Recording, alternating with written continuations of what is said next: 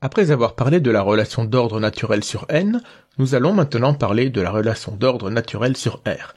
Cet ordre naturel, c'est toujours l'ordre usuel, la relation habituelle inférieure ou égale. Tout d'abord, parlons de la relation qui existe entre les opérations usuelles et la relation d'ordre. Donc nous avons un premier théorème qui s'appelle le théorème de compatibilité. Il s'agit tout simplement de voir quelles sont les opérations que nous pouvons effectuer sur des inégalités. Il existe deux règles principales de manipulation des inégalités. Vous trouverez peut-être qu'il est exagéré de les revoir là alors que vous les connaissez depuis le lycée, mais il y a toujours énormément d'erreurs dans les devoirs avec ces manipulations et les sens dans les inégalités. Donc je pense qu'il n'est pas du tout inutile de les revoir. Donc ces deux premières règles sont les suivantes. Si x est plus petit que y, alors on peut rajouter la même quantité z des deux côtés et conserver une inégalité de même sens. Pareil pour le produit, mais déjà là, il y a une condition indispensable, il faut que z soit positif. Et c'est déjà la première difficulté dans ces manipulations. Nous ne démontrerons pas ces deux propriétés car elles découlent de la construction des réels qui est tout à fait hors programme. Mais à partir de ces deux règles de base, nous pouvons en déduire quatre autres. Premièrement, tout ce qui concerne les additions et produits membre à membre lorsque nous avons deux inégalités. Donc avec la somme, il n'y a jamais de problème ni de difficulté. Dès que x est plus petit que y et x' plus petit que y', vous pouvez faire la somme membre à membre. Vous sommez les deux membres de gauche et les deux membres de droite. Pareil avec le produit, mais là encore avec la même hypothèse que précédemment, à condition que tout soit positif. Donc il faut retenir que tant qu'il n'y a que des termes positifs, il n'y a pas de piège avec le produit. Quand x, y, x', y' sont tous du même signe mais négatifs, nous allons pouvoir nous en sortir grâce aux règles qui vont suivre. Par contre, si nous avons deux inégalités, x plus petit que y et x' plus petit que y' sans renseignement sur les signes, alors il est impossible d'en tirer quoi que ce soit, comme nous allons le voir également après. Ensuite, le passage à l'opposé, pas de souci, si x est plus petit que y, alors moins x est plus grand que moins y, attention au changement de sens. Et puis le passage à l'inverse, qui ne marche là encore que lorsque x et y sont de même signe, donc en particulier s'ils sont tous les deux strictement positifs, et que x est plus petit que y, alors 1 sur y est plus petit que 1 sur x, là aussi, attention au renversement du sens de l'inégalité. Si, dans les propriétés précédentes, vous remplacez toutes les inégalités larges par des inégalités strictes, eh bien, les résultats demeurent vrais. Dès que vous voulez effectuer une opération sur des inégalités, vous devez impérativement vous ramener à ces 6 règles, règles 1, 2, 3, 4, 5 et 6. Impérativement, et je vous déconseille d'appliquer des manipulations de manière directe sans repasser par ces règles-là. Par exemple, si nous avons x plus petit que y et x' plus petit que y', que pouvons-nous dire de x moins x'?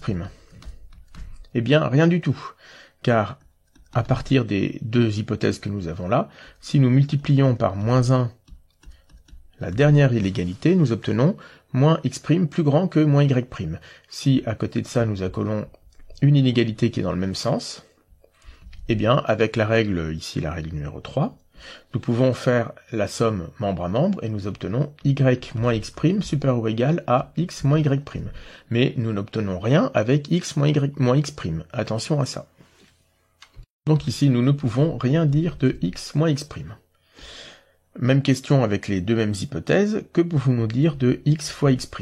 En général, si nous ne connaissons pas les signes de x, y, etc., ou en tout cas si les quatre réels ici ne sont pas de même signe, nous ne pouvons rien dire. Malgré la règle numéro 4, enfin, puisque la règle numéro 4 ne fonctionne que si les quatre réels sont positifs.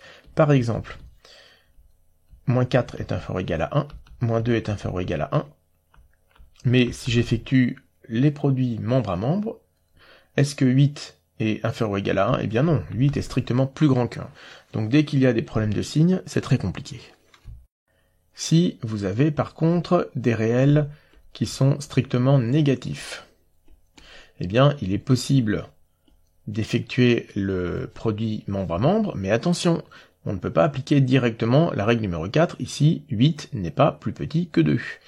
Donc je vous conseille de d'abord utiliser la règle numéro 5 qui se trouve encore ici. On multiplie les deux inégalités par moins 1, ce qui nous donne cela. Et ensuite nous appliquons la règle numéro 4. et il n'y a plus de problème. Donc, ramenez-vous systématiquement aux règles 1, 2, 3, 4, 5, 6. Je ne fais pas d'exemple avec l'opération numéro 6, j'espère que vous avez compris le principe. Dès qu'il y a des produits, des soustractions ou des divisions, il faut systématiquement faire attention aux signes et essayer d'abord d'appliquer les règles 5 et 6 pour vous, enfin surtout la règle 5, pour vous ramener à des réels qui sont tous positifs, et ensuite d'appliquer les manipulations 1, 2, 3, 4, 5, 6. Il y a beaucoup d'erreurs dans les devoirs sur ces manipulations-là, soyez très rigoureux. Nous allons maintenant effectuer une construction purement théorique et intellectuelle. Nous allons prendre l'ensemble de tous les réels et nous allons lui rajouter 2 éléments. Et nous allons prolonger l'ordre et les opérations d'addition et de multiplication sur ce nouvel ensemble, de manière à obtenir quelque chose d'assez intuitif qui nous permet de manipuler les infinis. Donc les 2 éléments que l'on rajoute, nous allons leur donner un nom. Nous pourrions les appeler A et B, Toto et Titi, n'importe comment. Pour des raisons assez intuitives, nous allons les noter moins l'infini et plus l'infini. Donc nous avons le droit de dire, je prends l'ensemble des réels et je rajoute 2 éléments arbitraires. Et ces 2 éléments, nous allons poser, là aussi de manière arbitraire, qu'ils vérifient la première propriété suivante. Quel que soit x un réel, eh bien, moins l'infini est strictement plus petit que x, qui est lui-même strictement plus petit que l'infini, que plus l'infini. Donc cette nouvelle propriété est un prolongement de la relation d'ordre sur R. Quand nous prenons 2 réels, nous savons les comparer l'un à l'autre car la relation d'ordre est totale, et maintenant nous allons dire ces 2 nouveaux éléments, comment est-ce qu'ils se situent par rapport aux autres en termes d'ordre. Eh bien moins l'infini est strictement plus petit que tous les autres éléments, et plus l'infini est strictement plus grand. Nous allons aussi prolonger l'addition, c'est-à-dire que pour tout x dans R, nous allons créer de nouvelles opérations. Nous allons dire que x plus le nouvel élément plus l'infini est égal à plus l'infini. Nous allons poser que x plus moins l'infini est égal à moins l'infini. Nous allons poser que plus l'infini plus lui-même est encore égal à lui-même, et moins l'infini plus moins l'infini est égal à moins l'infini. Mais, comme vous l'observez, il y a une opération que nous ne définissons pas, c'est l'addition de plus l'infini et de moins l'infini. C'est ce que l'on appelle une forme indéterminée. Donc, ce prolongement de l'addition de R à R bar n'est pas total, il est partiel. Nous n'arrivons pas à définir, enfin en tout cas nous décidons de ne pas définir toutes les additions possibles. Évidemment, cette construction est totalement théorique et nous introduisons ces 2 éléments et ces prolongements de l'ordre de l'addition pour que cela corresponde à des résultats mathématiques que nous rencontrerons par la suite. De manière intuitive, en fait, ces opérations ici vont nous être utiles essentiellement pour les limites de suite et de fonction. Donc, comme vous l'avez probablement déjà vu sur les suites, quand une suite tend vers x et l'autre vers plus l'infini, leur somme tend vers plus l'infini. Quand une suite tend vers plus l'infini et une deuxième aussi, leur somme tend vers plus l'infini. Donc nous voyons ici réapparaître les additions que nous venons de définir. Par contre, lorsqu'une suite tend vers plus l'infini et une autre tend vers moins l'infini, suivant les cas, la somme de ces 2 suites peut ne pas avoir de limite ou avoir une limite finie ou une limite égale à plus ou moins l'infini. C'est pourquoi nous décidons ici que plus l'infini plus moins l'infini restera une forme indéterminée en vue du chapitre sur les suites. Alors de même, nous allons prolonger l'opposé en disant que l'opposé de plus l'infini pour la loi plus, c'est moins l'infini, et que l'opposé de moins l'infini pour la loi plus, c'est plus l'infini. Alors cela dit, c'est quand même une formulation assez erronée, ce que je viens de dire. Si moins l'infini était vraiment l'opposé de plus l'infini pour la loi plus, cela signifierait que plus l'infini plus moins l'infini est égal à 0. Or, nous avons dit que c'est une forme indéterminée. Donc c'est un faux prolongement de l'opposé, mais en tout cas, voyons-le plutôt comme une multiplication. Lorsque nous allons multiplier plus l'infini par moins 1, eh bien nous obtiendrons moins l'infini. Et pareil avec moins l'infini. Nous allons également prolonger le produit. Si x est un réel strictement positif, nous allons dire que x fois plus l'infini est égal à plus l'infini, et x fois moins l'infini est égal à moins x fois plus l'infini, c'est-à-dire moins l'infini. Et par contre, si x est strictement négatif, nous allons changer les signes. X fois plus l'infini sera égal à moins l'infini, et x fois moins l'infini sera égal à moins x fois plus l'infini, c'est-à-dire ici plus l'infini. Dernière opération, nous allons prolonger l'inverse. 1 sur plus l'infini, nous allons dire que c'est égal à 0. ainsi que 1 sur moins l'infini. Là aussi, ces prolongements sont partiels, il reste des formes indéterminées que nous reverrons dans le chapitre sur les suites, sur les limites de suite. Nous ne définissons pas 0 fois plus ou moins l'infini, nous ne définissons pas non plus plus ou moins l'infini divisé par 0. Ces deux opérations n'ont pas de sens. Et puis il y a aussi bien sûr les formes indéterminées liées à la somme que nous avons vues juste avant. Donc cette dernière forme indéterminée, l'infini divisé par 0, est relativement naturelle, puisque c'est déjà le cas pour x1 réel, x divisé par 0 n'a pas de sens. Mais la première forme ici, l'infini fois 0, est une vraie forme indéterminée, et avec la non-existence de plus l'infini plus moins l'infini, eh bien, d'un point de vue algébrique, cela permet de dire que la loi plus et la loi multipliée sur R bar ne sont pas à proprement parler des lois de composition interne, puisqu'il existe ces formes indéterminées.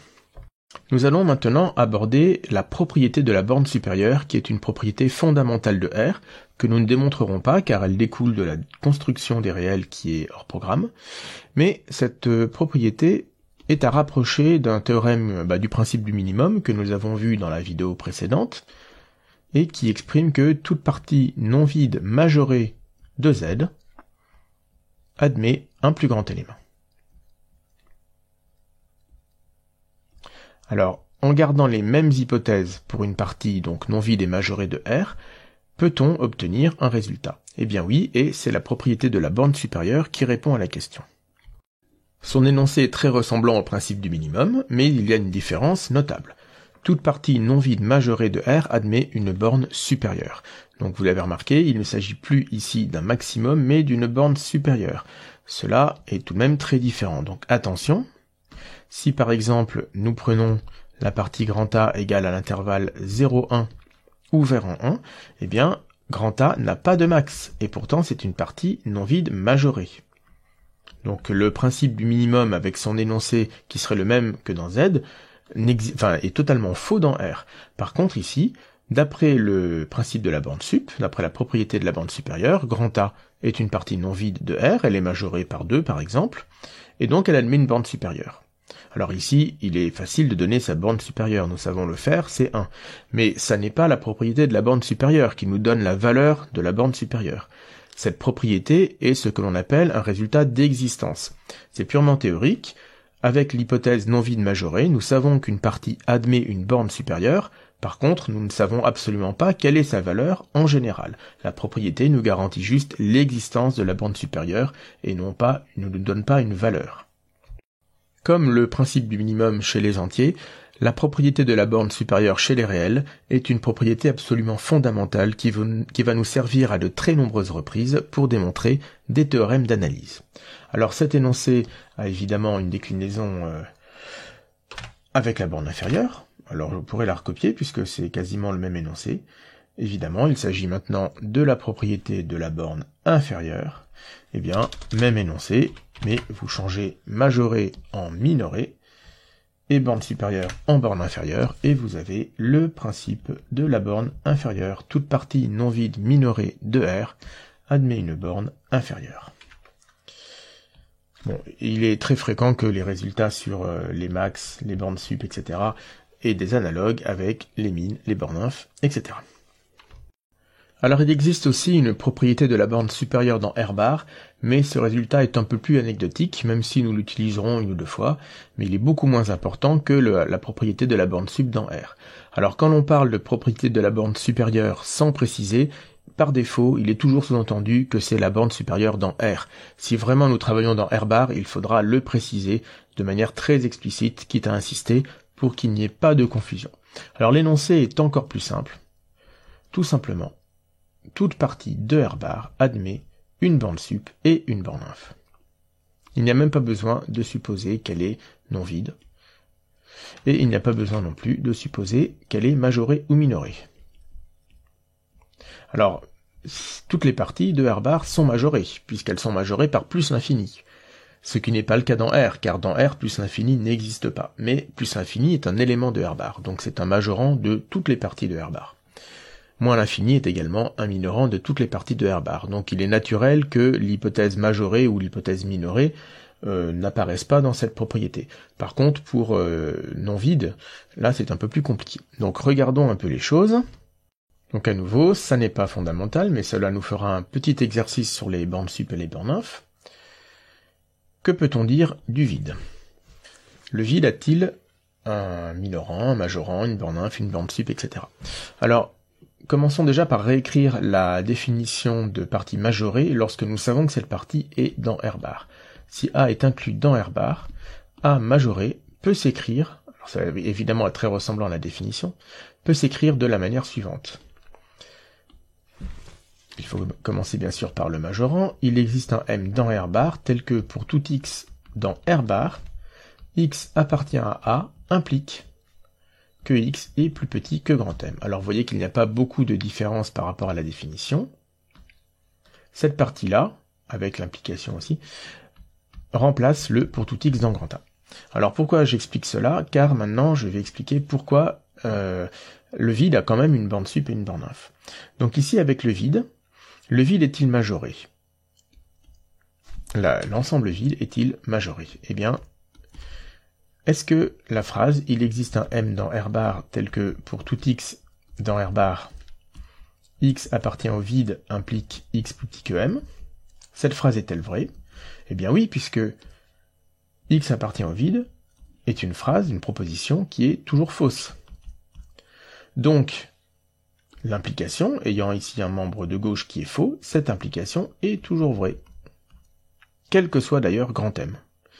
Donc nous voyons que ici, pour tout M dans R bar, eh bien M majore le vide. Donc l'ensemble des majorants du vide, c'est R bar. R bar a-t-il un plus petit élément? Eh bien oui. Moins l'infini appartient à R bar. Moins l'infini minore R bar. Donc moins l'infini est le sup du vide. Mais de même, tout élément de R bar minore le vide pour les mêmes raisons. Tout élément de R bar minore le vide. Or R bar a un plus grand élément qui est plus l'infini, puisque il est plus grand que tous les éléments de R bar, et il appartient à R bar. Donc en tant que plus grand élément de tous les minorants du vide, eh bien plus l'infini, c'est l'inf du vide. Alors nous avons quelque chose qui n'est pas du tout intuitif. Déjà, il n'était pas clair du tout que le vide avait une borne sup, et ici, la borne sup est strictement plus petite que la borne inf pour le vide, ce qui n'est absolument pas intuitif, et il n'y a que pour le vide que cette chose-là, cette propriété va se vérifier. Donc, la manipulation de l'ensemble vide est toujours quelque chose d'assez délicat et pas du tout intuitif. Ici, à nouveau, c'est plus anecdotique qu'autre chose. Alors les autres cas sont plus simples. Si A est une partie de R bar qui n'est pas vide, eh bien, il y a plusieurs sous-cas. Soit A est inclus dans R et elle est majorée. Alors à ce moment-là, elle a un sup, d'après la propriété de la borne sup dans R. Et elle a même un sup qui est un réel, un sup qui appartient à R. Si grand A est inclus dans R mais n'est pas majoré, non majoré, alors son ensemble de majorants, finalement, alors non majoré dans R, hein, alors c'est là qu'il faut être un peu rigoureux. Non majoré dans R, il faut préciser les choses. Alors grand A n'a qu'un majorant dans R bar, c'est plus l'infini. Seul plus l'infini majore grand A dans R bar. Et donc, grand A a bien un sup dans R bar, et c'est plus l'infini, puisque c'est le seul majorant, donc le plus petit élément de l'ensemble des majorants, c'est bien plus l'infini. Si A n'est pas incluse dans R, eh bien il peut se passer deux choses. Soit plus l'infini appartient à A, auquel cas nécessairement le sup de A c'est plus l'infini, soit moins l'infini appartient à A et plus l'infini n'appartient pas à A. Et dans ce cas-là, nous retombons sur le cas précédent, soit la partie est majorée dans R, soit elle ne l'est pas. Si A est majorée dans R, eh bien elle a un sup dans R, d'après le théorème de la borne sup dans R. Sinon, eh bien son sup c'est plus l'infini. Alors là, je n'ai traité que le cas du sup. Il faut évidemment faire la même chose de manière symétrique avec la borne inf. Je vais conclure cette vidéo en donnant une caractérisation des bornes sup et inf d'une partie de R. Donc là, je reviens à la borne sup dans R et j'oublie la partie sur R bar. Si je prends une partie non vide de R, appelée grand A, alors, premier cas, si grand A est majoré, elle a une borne sup. Je rappelle ici un résultat que nous avons démontré dans la vidéo sur les bornes supérieures. Si petit a est un réel, alors petit a est le sup de grand A, si et seulement si, par définition, petit a majore grand A, et petit a est le plus petit des majorants de grand A. Et nous avons vu que cela était équivalent à ce qui est écrit ici. Petit a majore grand A, et quel que soit m dans R, si m est strictement plus petit que grand A, alors il existe un élément petit x de grand A situé entre m et a, et qui va être strictement plus grand que petit m. Donc sans revenir sur les détails de la démonstration qui a déjà été faite, cette deuxième ligne ici ne fait qu'exprimer le fait que A est le plus petit majorant de grand A. Donc si petit m est strictement plus petit que petit a, alors petit m ne majore pas grand A, ce qui nous permet d'obtenir le membre de droite de l'implication. Et inversement, si la phrase ici est vérifiée, la deuxième phrase ici est vérifiée, alors cela signifie que petit a est le plus petit majorant de grand A, d'où l'équivalence avec le sup. Et dans le cas où nous sommes avec des parties réelles, nous pouvons aller un peu plus loin. La deuxième phrase ici est équivalente à dire que si epsilon est strictement positif, alors a moins epsilon, qui joue ici le rôle du petit m dans la version qui est juste au-dessus, est forcément strictement plus petit que petit a, et donc il existe un élément x dans grand A, dans grand A c'est ça, qui est compris entre a moins epsilon et 1. Donc vous verrez que cette caractérisation, ainsi que la partie en bleu ciel, ici, qui est un raisonnement assez standard, va être assez utilisée dans les exercices sur la borne sup. Évidemment, pour la borne sup, nous avons cet énoncé, mais il y a un énoncé analogue avec les bornes inf, qui est le suivant. Si A est minoré, elle a une borne inf, et si petit a appartient à grand R, alors petit a est égal à la borne inf de grand A, si et seulement si petit a minore grand A, et vérifie une deuxième propriété, qui est au choix, soit de dire que si petit m est strictement plus grand que petit a, alors il existe un élément de grand A entre A et m, ou alors, pour tout epsilon strictement positif, il existe un élément de grand A entre petit a et a plus epsilon à nouveau jouant ici le rôle du grand M dans la version qui est juste au-dessus.